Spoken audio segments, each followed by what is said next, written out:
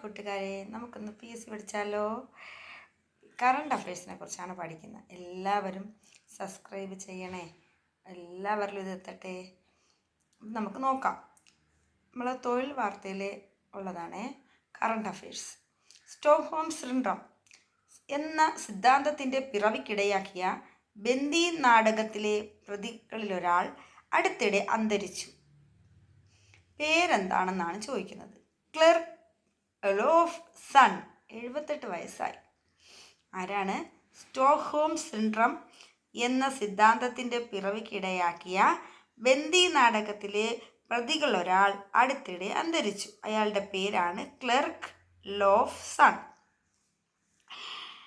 സ്വീഡന്റെ തലസ്ഥാനമായ സ്റ്റോക്ക്ഹോമിൽ, ഇപ്പോൾ സ്വീഡന്റെ തലസ്ഥാനമാണ് സ്റ്റോക്ക്ഹോം, 1973 നടന്ന ബാങ്ക് കവർച്ചയിലെയും തട്ടിക്കൊണ്ടുപോകലിനെയും പ്രധാന പ്രതിയാണ് ആര്?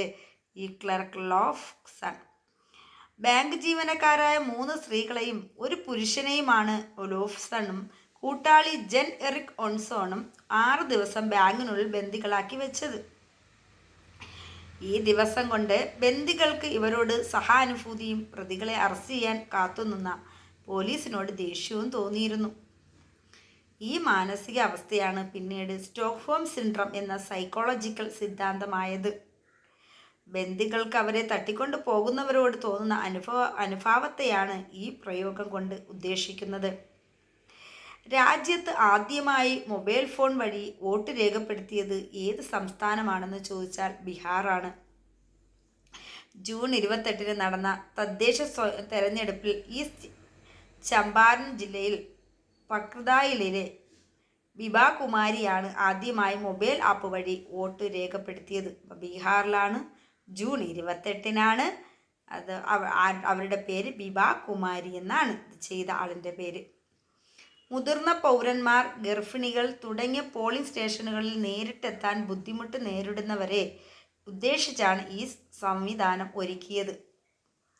ഇന്ത്യയുടെ രഹസ്യാന്വേഷണ ഏജൻസിയായ റിസർച്ച് ആൻഡ് അനാലിസിസ് വിങ്ങിൻ്റെ റോയുടെ പുതിയ മേധാവിയാണ് പരാഗ് ജെയിൻ. അത് ഇമ്പോർട്ടൻ്റ് ആണ്, എപ്പോഴും ചോദിക്കുന്നതാണ് എക്സാമിന്.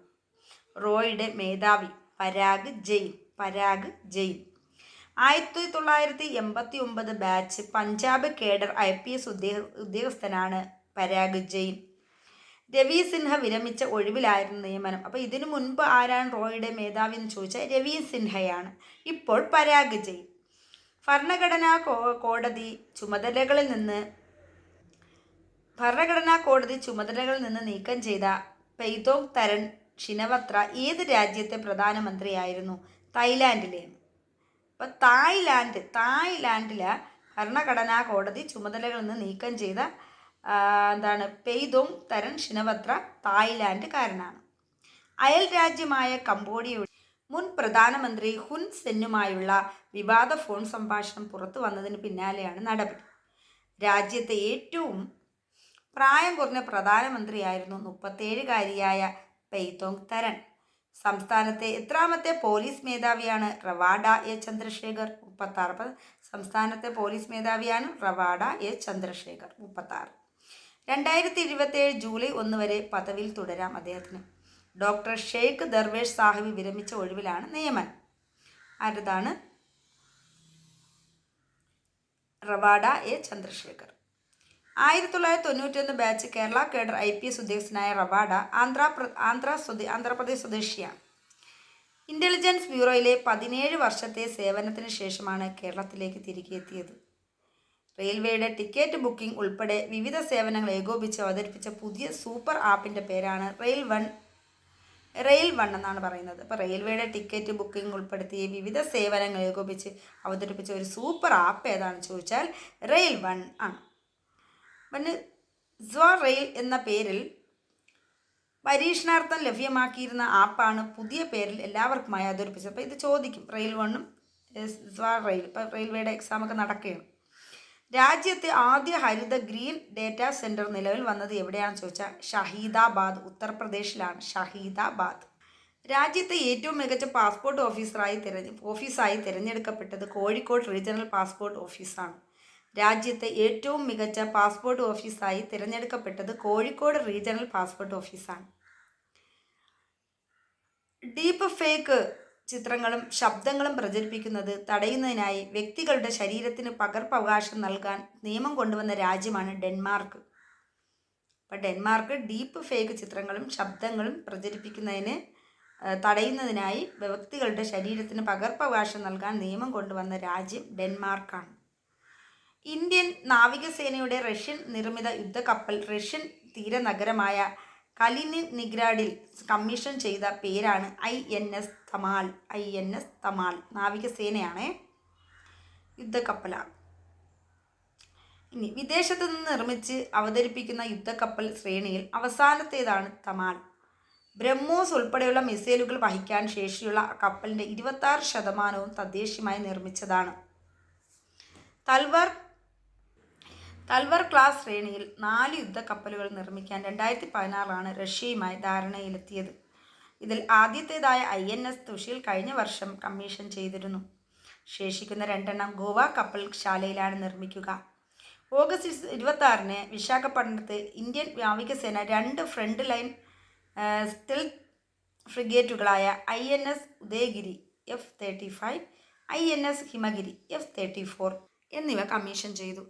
സമുദ്രനിരപ്പ് ഉയരുന്നതിനനുസരിച്ച് മുങ്ങിക്കൊണ്ടിരിക്കുന്ന പസഫിക് സമുദ്രത്തിലെ ദ്വീപ് രാജ്യം ഏതെന്ന് ചോദിച്ചാൽ ടൂവാലു ആണ്. എന്താണ്? ടൂവാലു. പസഫിക് സമുദ്രത്തിലെ ദ്വീപ് രാജ്യമാണ് ടൂവാലു.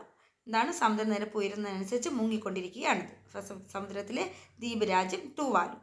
വ്യക്തികളിൽ നിന്ന് ആദായ നികുതി ഈടാക്കാൻ തീരുമാനിച്ച ആദ്യ ഗൾഫ് രാജ്യമാണ് ഒമാൻ. അപ്പോൾ വ്യക്തികളിൽ നിന്ന് ആദായ നികുതി ഈടാക്കാൻ തീരുമാനിച്ച ആദ്യ ഗൾഫ് രാജ്യം ഒമാൻ. ഇന്ത്യയിൽ ഉപഗ്രഹാധിഷ്ഠിത ഇൻ്റർനെറ്റ് സേവനം നൽകുന്നതിന് ഏത് അമേരിക്കൻ സംരംഭത്തിനാണ് അനുമതി ലഭിച്ചത്? സ്റ്റാർലിങ്ക് ആണ്. ഇന്ത്യയിൽ ഉപഗ്രഹാധിഷ്ഠിത ഇൻ്റർനെറ്റ് സേവനം ലഭ്യമാക്കുന്നതിന് ഏത് അമേരിക്കൻ സംരംഭത്തിനാണ് അനുമതി ലഭിച്ചതെന്ന് വെച്ചാൽ സ്റ്റാർലിങ്കിനാണ്.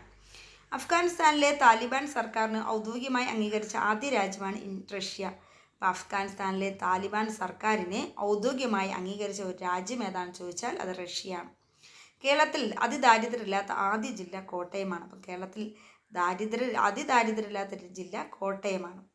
സംസ്ഥാനത്ത് പൂർണ്ണമായി തെരുവ് വിളക്കുകളുടെ ഗ്രാമപഞ്ചായത്ത് എന്നറിയുന്ന പാറാളം, തൃശ്ശൂർ ജില്ലയിലെ പാറാളമാണ് പൂർണ്ണമായും തെരുവ് വിളക്കുകൾ ഉള്ളത്. ഇനി ഡോക്ടറും നഴ്സും അല്ലാത്ത ആരോഗ്യ പ്രവർത്തകരെ ഇനി മുതൽ പാരാമെഡിക്കൽ എന്നതിനു പകരം എപ്രകാരം അഭിസംബോധന ചെയ്യണമെന്നാണ് കേന്ദ്ര ആരോഗ്യ കുടുംബക്ഷേമ മന്ത്രാലയം നിർദ്ദേശിച്ചിട്ടുള്ളത്? Allied and health care. Allied and health care. അപ്പോൾ ഇത് നിർദ്ദേശിക്കുന്നത് ആരാണ്? കേന്ദ്ര ആരോഗ്യ കുടുംബക്ഷേമ മന്ത്രാലയം. അവരുടെ ഡോക്ടറും നഴ്സും അല്ലാത്ത ആരോഗ്യ പ്രവർത്തകർ പറയുന്ന പേരിനി എന്താണ്? Allied and health care. 2021 national commission for allied and health care professions act പ്രകാരം NCHP ഈ മാറ്റം 2020 ജൂലൈ 1 പ്രാബല്യത്തിൽ വന്നു.